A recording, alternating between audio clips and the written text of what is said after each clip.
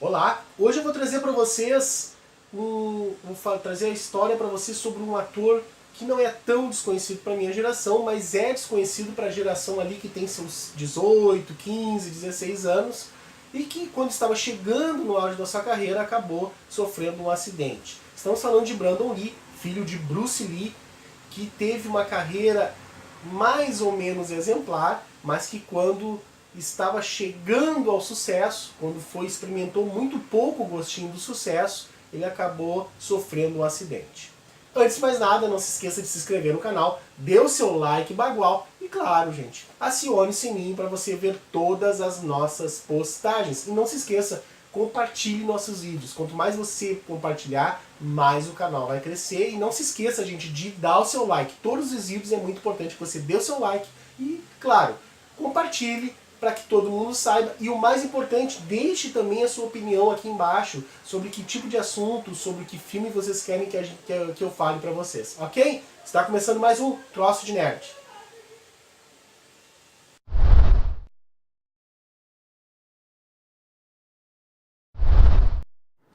Brandon Lee nasceu em dia 1º de fevereiro de 1965, filho do lendário lutador de artes marciais e criador de Jeet Kune Do Bruce Lee e de sua discípula, ou seja, uma mulher de descendência alemã naturalizada americana chamada Linda Lee Emery.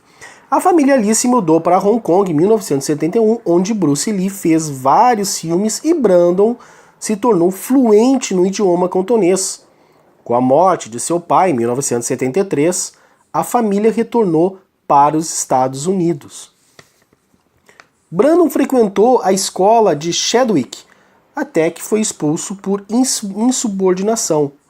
Posteriormente, matriculou-se na Emerson College em Boston, antes de se mudar para Nova York para participar da academia Lee Strasberg, onde se juntou ao New American Teacher. Ele fez sua estreia na televisão americana em Kung Fu The Movie, em 1986.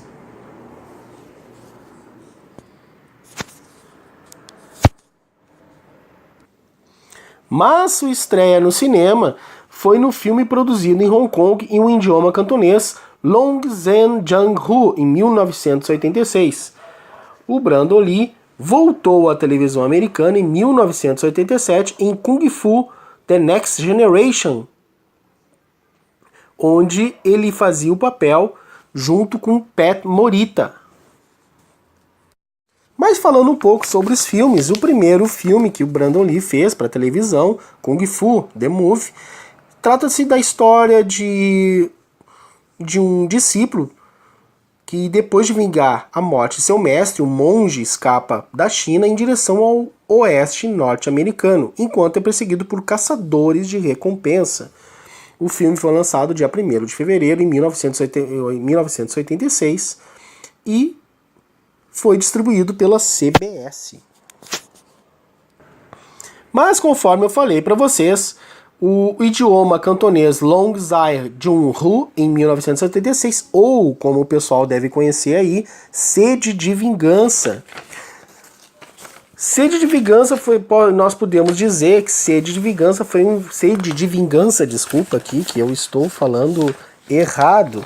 Sede de Vingança foi um dos primeiros filmes para o cinema e foi quando Bruce Lee começou a chamar a atenção. No filme, dirigido por Ronnie Yu, ele também apresenta a aparição do Bo Liang, que apareceu no último filme do Brandon Lee, do Operação Dragão. Não tem muito o que a gente falar sobre Sede de Vingança, já que o próprio título já diz, eu não assisti o filme, mas dizem que o filme é razoável. Mas a partir dali, em Sede de Vingança, ele começou a chamar bastante atenção dos outros produtores. Em 1990, ele atuou no seu primeiro filme de língua inglesa, intitulado Laser Mission. Para quem não sabe, Laser Mission a tradução é Missão Resgate. Ele foi feito em 1989, também não assisti o filme, mas ele traz um ator que ele contracenou pela última vez, que foi o Ernest Borgnine. Ninguém conhece o Ernest Borgnine, então eu vou trazer para vocês aqui também. No filme, ele é um filme de ação americano dirigido por B.J. Davis, estrelado pelo próprio Brandon Lee e Ernest Borgnine, e o filme foi lançado sob o título de Soldier of Fortune, em dia 20 de novembro de 1989. Mas, em seguida, ele teve seu primeiro papel de destaque em Showdown in Little Tokyo, ou Massacre no Bairro Japonês. Gente, esse filme é uma bomba. Mas o filme, eu vou dizer para vocês que ali mesmo o Brandon Lee já dava mais ou menos os primeiros passos que poderia sim se tornar um grande ator de filmes de ação. Coisa que ele não queria, para falar a verdade. O filme traz Dolph Lundgren, Tia Carrere, nos num dos papéis principais. E claro, o filme é muita pancada, muita pancadaria, muita porrada, muito tiro, enfim. Se você não assistiu Massacre no Bairro Japonês, você consegue ele inteirinho aqui no YouTube. É só você dar uma pesquisada. Mas, como eu vou dizer para vocês, a história do filme se trata do seguinte: o americano de educação japonesa Chris Kenner é um policial responsável pela Little Tokyo, um bairro de Los Angeles. Kenner faz parceria com Johnny Murata, um nipo-americano, entre aspas, o personagem do Brandon Lee, um nipo-americano que não tem contato com suas raízes e apesar de suas diferenças, os dois se sobressaem por suas habilidades em artes marciais, quando lutam contra Yoshida, um traficante de drogas vingativo da máfia japonesa que tem laços com o passado de Kenner.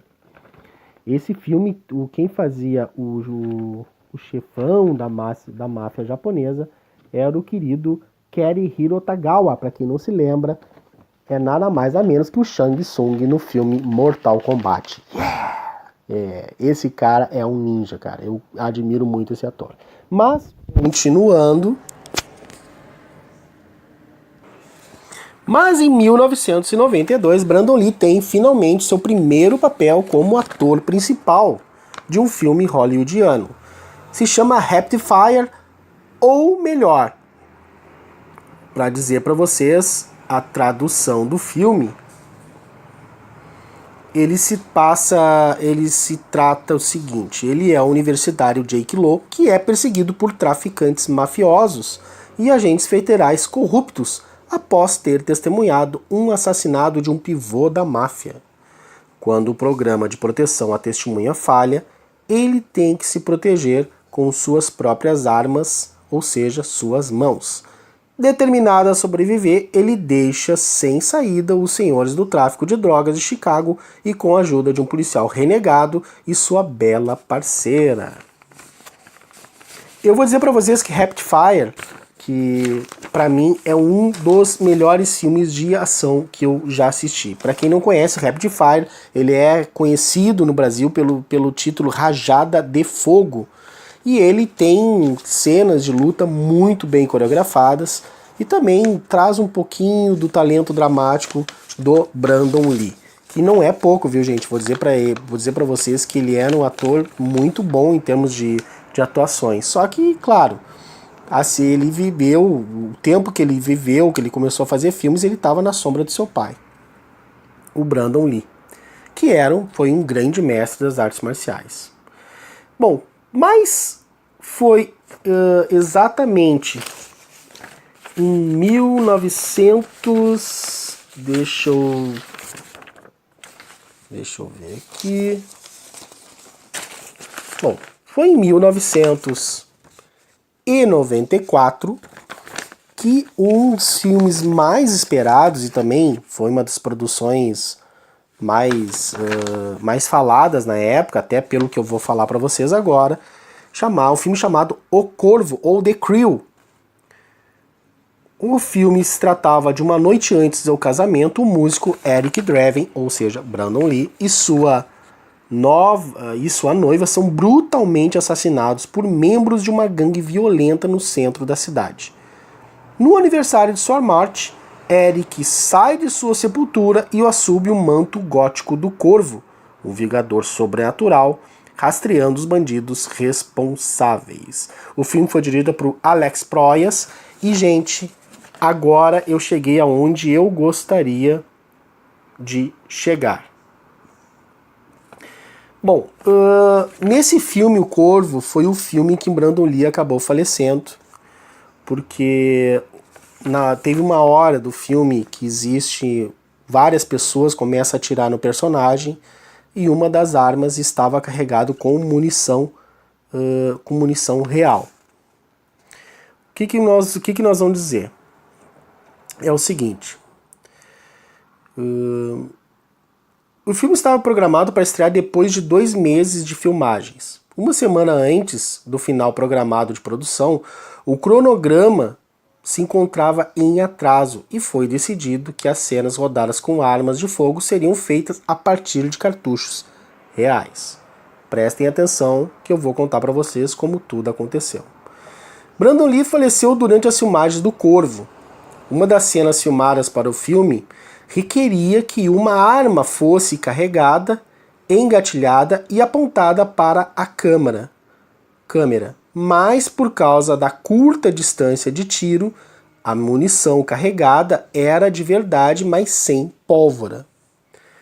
Após a realização desta cena, o assistente do armeiro limpou a arma para retirar as cápsulas e derrubando um dos projéteis no cano. A arma foi carregada com festim, que normalmente tem 2 ou 3 vezes mais pólvora do que o projétil normal, para fazer um barulho, e Lee entrou no set com um saco de supermercado contendo uma bolsa, uma espécie de sacola de plástico contendo sangue artificial.